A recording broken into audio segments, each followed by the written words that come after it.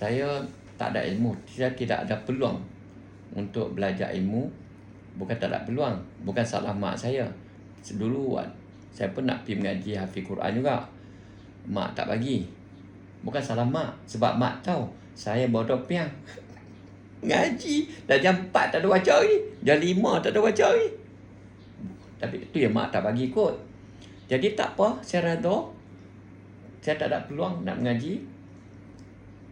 Tapi saya akan buat tempat untuk orang lain hafal. Saya sediakan tempat. Madrasah untuk lelaki, madrasah untuk perempuan. Hujung sana Ustaz tu ada tiang sana. Jadi tu untuk perempuan. Tu madrasah perempuan. Tu nampak kat tiang tu kan? Tu madrasah untuk perempuan. Lepas tu 10 rumah anak saya. Anak saya baru 9. Dulu mati bercurah. Waktu anak seorang. Jadi antara madrasah perempuan dengan anak madrasah lelaki ni 10 rumah. Memisahkan mereka. Tengah-tengah ni madrasah lelaki. Sebab tu saya tak membuat tahfiz. Tahfiz saja. Saya nak buat tahfiz dan alim. Dia jalan serentak. Kalau buat tahfiz saja, habis tahfiz, mereka penat. Banyak mereka tak mengaji. Waktu dulu lah, waktu remaja 17, 18, saya bawa nak pergi kerja.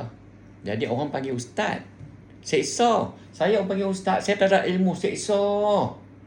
Orang tanya macam-macam, pening saya.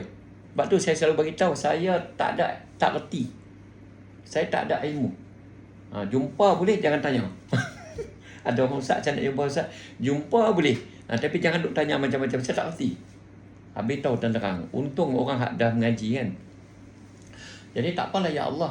Aku tak mampu, tak berpulang nak hafal Quran. Aku sediakan tempat untuk orang hafal Quran. Untuk memartabatkan kau. Jadi tapi saya duk kaji benda ni lama dah.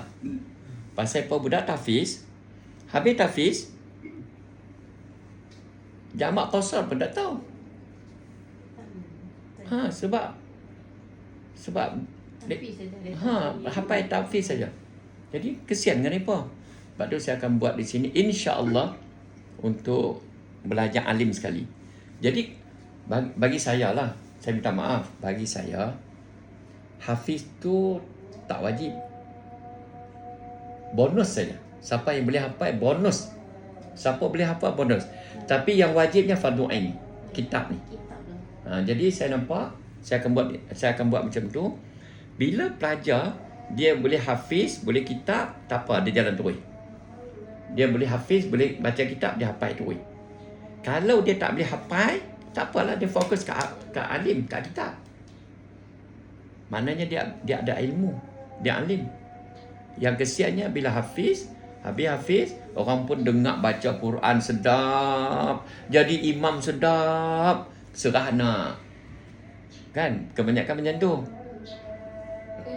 Lepas nikah baru tahu, banyak benda tak tahu banyak.